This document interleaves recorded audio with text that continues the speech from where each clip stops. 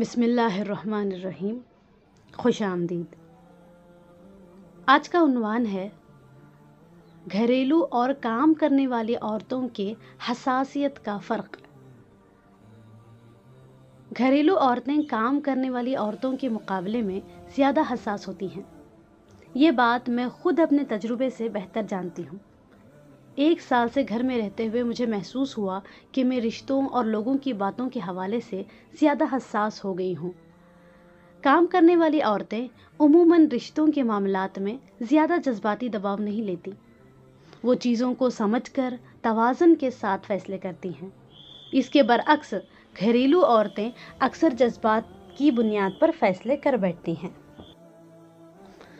مثال کے طور پر، اگر بچے صبح اسکول یا کام پر جانے سے پہلے ہلکا سا جھگڑا کر کے چلے جائیں تو گھریلو عورت سارا دن انہی باتوں کو سوچتی رہتی ہے، دل گرفتہ رہتی ہے اور کبھی کبھار تو احساس کمتری کا شکار بھی ہو جاتی ہے۔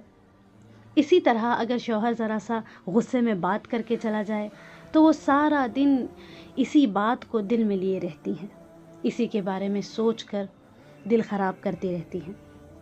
جبکہ کام کرنے والی عورت بھی ان باتوں کے بارے میں سوچتی ہے، مگر اس کی شدت اور گہرائی نسبتاً کم ہوتی ہے۔ گھریلو عورت کی حساسیت کہیں زیادہ گہری اور دیر پا ہوتی ہے۔ اصل بات یہ نہیں کہ کون زیادہ مضبوط ہے، گھریلو عورت یا کام کرنے والی عورت۔ اصل بات یہ ہے کہ حالات انسان کو کس طرح ڈھالتے ہیں۔ گھریلو عورت کی حساسیت اس کی کمزوری نہیں، بلکہ اس کی جذبات کی گہرائی اور رشتوں سے اس کی سچی وابستگی کی علامت ہے۔ اگر یہی حساسیت سمجھ اور توازن کے ساتھ جڑ جائے تو یہی اس کی سب سے بڑی طاقت بن سکتی ہے۔ انسان کو چاہیے کہ وہ اپنے جذبات اور خیالات پر قابو پائے، خاص طور پر وہ خیالات جو اس کی زندگی پر گہرا اثر ڈالتے ہیں۔ عورت کے لیے ضروری ہے کہ وہ اپنی منفی سوچ کو سنبھالے اور اپنی توانائی ایسے کاموں میں لگائے جو اسے فائدہ اور ذہنی سکون دے۔